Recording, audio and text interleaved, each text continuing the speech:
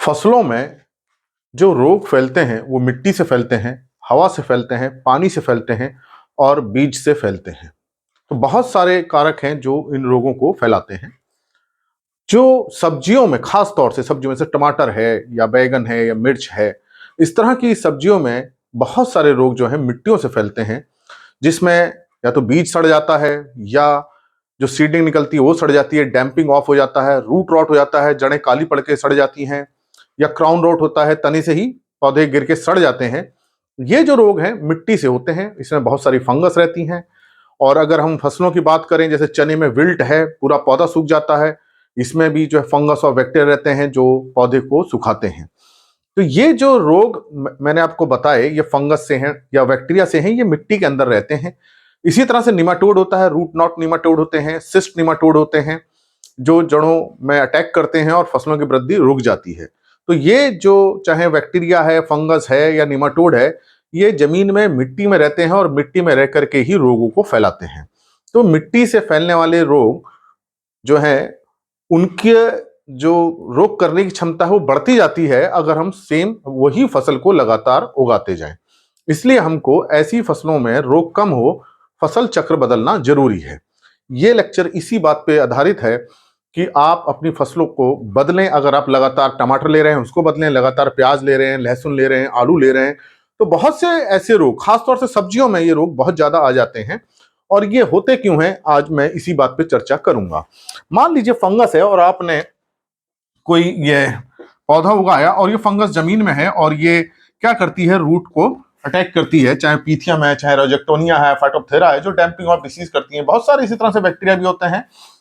तो ये जो फंगस है जमीन के अंदर रहती है और इसको खत्म कर देती है पौधे को। तो जो पौधा शुरू में ही खत्म हो जाता है या बाद में खत्म हो जाता है, तो मान लीजिए पौधा खत्म हो गया, मर गया, अब ये फंगस क्या रहेगी, इसी के अंदर रहेगी, या बैक्टीरिया इसी के अंदर रहेगा। तो ये कुछ माइसीलियम बना लेते हैं, वो स्पोर्स बनाते हैं, बैक्टीरिया स्पोर्स बनाए रहता है। इस तरह से निमाटोड सिस्ट बना लेते हैं। अब ये जमीन के अंदर पड़े रहते हैं और ये खत्म नहीं होते, डोरमेंट रहते हैं। और आप जब अगली फसल बोते हैं, अगले सीजन में आते हैं, जब इस फसल को लगाते हैं, तो ये फिर से एक्टिव हो जाते हैं। अगर आपने मान लीजिए टमाटर में आ रहा था, डैम्पिंग ऑफ आ रही थी टमाटो में, और आपने टमाटर लगाया, फिर ये एक्टिव हो जाएगा और इस पर डिसीज करेगा। लेकिन मान लीजिए आप फसल बदल देते हैं, कोई दूसरी लगाते हैं, सोलेनेसी की हटा के कोई आप दूसरी फसल ले लेते हैं, मान लीजिए लहसुन ले लेते हैं या प्याज ले लेते हैं, नहीं लगाते हैं, तो क्या होगा कि जब आप पौधा बदल जाएगा तो इसका होस्ट बदल जाएगा। होता क्या है कि कोई भी डिसीज तभी होती है जब उसमें तीन चीजें आपस में मिलती हैं। होस्ट हो, मतलब वो पौधा हो, दूसरा पैथोजन, जो वो रोग कर रहा है वो हो, और इन्वायरमेंट हो। एक लेक्चर मैंने इस पे बनाया है कि किस तरह से ये डिसीज ट्रायंगल आपस में बनाते हैं। जब ये तीनों मिलते हैं तभी जो है कोई डिसीज होती है। तो इसका मतलब ये हुआ कि ये जो पैथोजन है, यहां ये पैथोजन पड़े हुए हैं, फंगस के है, माइसीलियम रहते हैं, बैक्टीरिया के स्पोर्स रहते हैं, निमाटोड के सिस्ट रहते हैं। तो ये पैथोजन पड़ा रहेगा। अब मान लीजिए होस्ट प्लांट, मतलब जिसमें वो पौधे में रोग लगता है, विल्ट है, वो पड़ा रहेगा।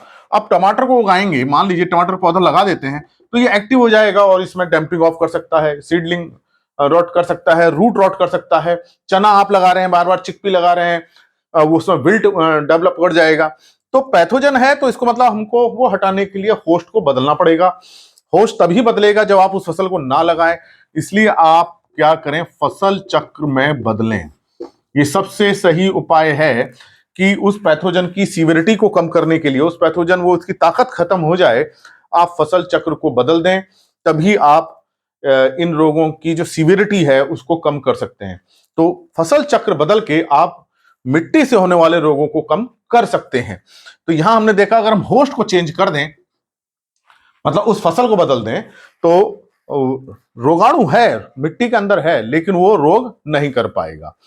तो इसलिए आप को ये मैं एडवाइस करूंगा कि अगर आपके खेत मान लीजिए लगातार कई सालों से चना उगा रहे हैं और उसके अंदर विल्ट आ रहा है, तो आप चने को बदल के आप मस्टर्ड लगा लीजिए, सरसों लगा लीजिए। इसी प्रकार से टमाटर उगा रहे हैं, मिर्च उगा रहे हैं, तो उसमें बहुत बड़ी समस्या आ रही होगी, टमाटर में डैम्पिंग ऑफ की, सीड निकलते ही सड़ जा रही होगी, तो आप उसमें टमाटर 2-3 सालों तक ना उगाएं। तो फसल चक्र आपको बदल देना चाहिए। वो फसल जो है 2-3-4 सालों तक नहीं उगानी चाहिए। जो पैथोजन पड़ा रहेगा वो धीरे धीरे धीरे खत्म हो जाएगा और फिर जब आप 3-4 साल उस फसल को उगाएंगे तो उसमें उतना रोग नहीं आएगा, संभावना बहुत कम रहेगी। तो फसल चक्र बदलकर आप मिट्टी से होने वाले रोगों को बचा सकते हैं। तो ये फसल चक्र का बहुत इंपॉर्टेंट पार्ट है, उस पर मैं पहले बना चुका हूं। फसल चक्र से कैसे एक ही फसल चक्र लेने से कैसे हमारी मिट्टी खराब होती है, उसकी पोषक तत्व कैसे खत्म होते जाते हैं। और आज इसी बात पे फोकस है कि आपको अपना खेत का फसल चक्र 3-4 साल बाद चेंज कर देना चाहिए।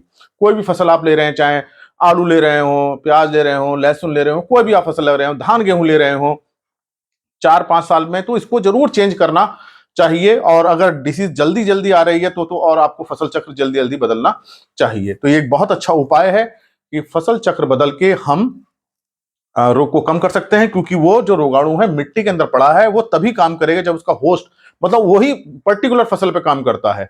जो डैम्पिंग ऑफ है वो टमाटर वगैरह पे काम करेगी। अगर हम दूसरी कोई फसल ले लें, मान लीजिए हम वहां टमाटर उगा करके हम धान ले लें या गेहूं ले लें या मक्का ले लें, तो उस पर वो काम नहीं करेगी, क्योंकि हर पैथोजन का एक अपना होस्ट होता है। मतलब एक पर्टिकुलर रोग एक पर्टिकुलर फसल में ही लगता है।